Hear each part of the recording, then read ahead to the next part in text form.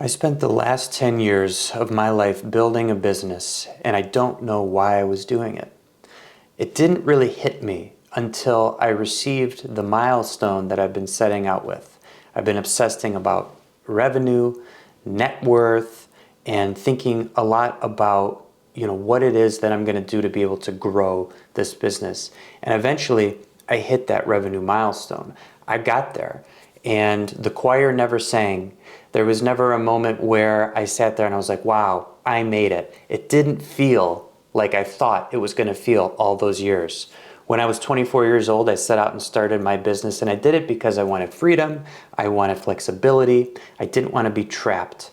But that goal was met early on, and now at year 10 of my business, I had this realization where I built this wonderful cash flow engine, but I didn't have a map of where I wanted to go. And the question of how much money do I want to make, what's my net worth going to be, wasn't enough. And I started to ask myself the question, what am I building this for? So growing up, we're all taught to chase certain goals. The car, the house, the family, the portfolio, the stuff, whether it's the different designer bags or clothes or luxury trips. And most recently, I was on South Beach in Miami. I was laying on the beach with my wife, and we were enjoying this wonderful, wonderful, beautiful day. And I was reading this book, and I want to share this book with you. It's called The Middle Passage by James Hollis. He is a Jungian professor, and he wrote some amazing books. But he talks about how in our culture, we are raised to believe certain things about business, about revenue, about how we're supposed to live. And on page 94 of this book, he writes, the implicit premise of our culture is that materialism, narcissism, hedonism will make us happy, and it's clearly left us bankrupt. I have to admit, that I've pined for the custom-built home in the desirable zip code, the sports car with the great engine. These are beautiful things, but as a destination, they're completely empty. They have to be a byproduct of a life that's well lived, of a meaningful existence. On their own, they're empty. We see examples of this everywhere. I bought, there's so many things over the last 10 years that I've bought or acquired or have done that once you start experiencing them, you realize that in and of themselves, they're empty. They can't be just a trophy. It has to be something that means something that actually matters. And James Hollis is warning us in that book, that is a hollow road ahead. And we need to make sure that we have some more deeper goals. So what are these goals? It's the heart of what this video is about. It's shifting from accumulating to curation, to experiences, to the question of how am I as a leader, as a boss. It's creating financial goals that actually mean something. And here's a goal that means something to me that I'll share with you personally. And that is, I want to be able to pay for my daughter's wedding. I want the ability to be present because the price tag is irrelevant. I want to build a home that's a home that has a Thanksgiving table, as I call it, which is where dinners will be served, which is where memories will be made, the safety of where children will grow up.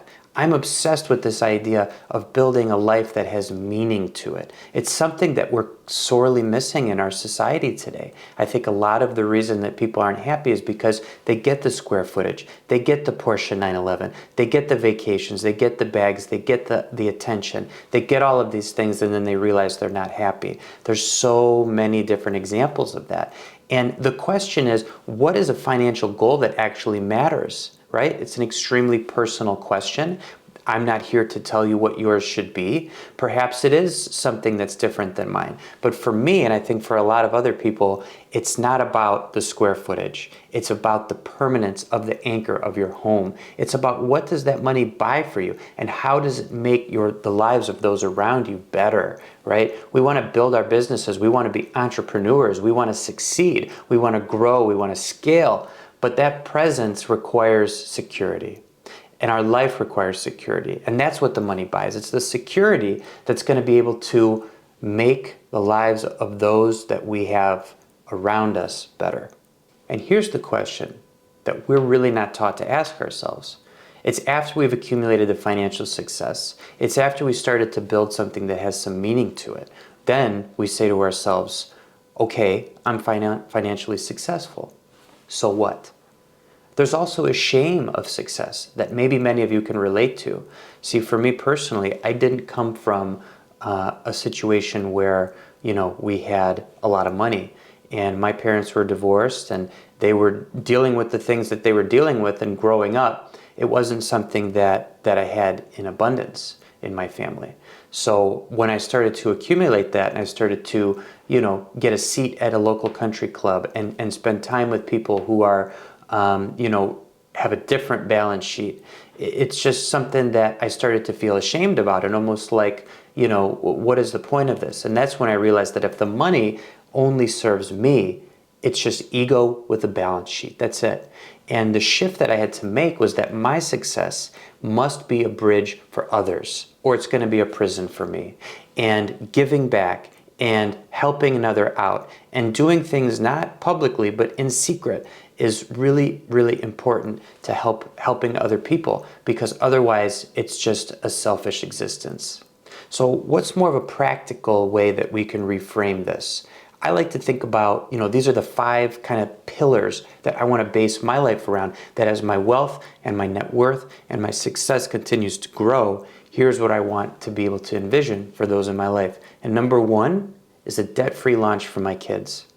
I want them to start at 0, not negative, not to be wage slaves to the debt slaves. I want them to be able to go to college and not have to worry about it. I want them to be able to have the wedding that they want. And in order to do that, I need to produce the income and save it.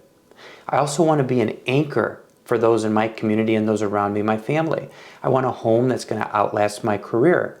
I want to be generous. I want to make that a line item. So generosity as a line item, not what's left over, but actually something that's planned, something that's given away. I like to give locally more than nationally because I feel like I have more control over where that money's going. And I don't want it to think about something, I don't want my generosity to be something that I just thought about as, oh, I should probably do this, but as something that actually happens consistently.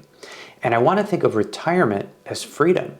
I don't want to be a burden to the people I love around me. I want to be financially successful to the point that I don't have to trouble them with me. And God willing, if that were to take place, I will not be a burden to those that I love.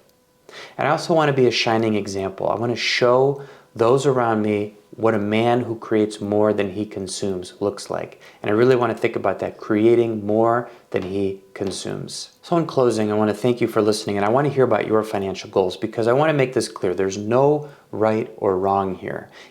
Your goals are your goals. The only thing I want to put forth in this video is that a financial goal steeped in the idea of, how can I help those around me, my family? How can I create legacy? How can I help the community? And I want to return back to that Hollis quote that I mentioned. We don't want to be financially rich, but soulfully bankrupt. Money is just a tool, and our lives is the art. So use that tool to create amazing art. So let me know in the comments. I want to hear, what is it that your financial goals are? What are you hoping to build? What are you going to do to take action to help those around you? And what's one goal that you're chasing that has eluded you, but you thought in this video, aha, I can do this. This goal has nothing to do with a dollar sign.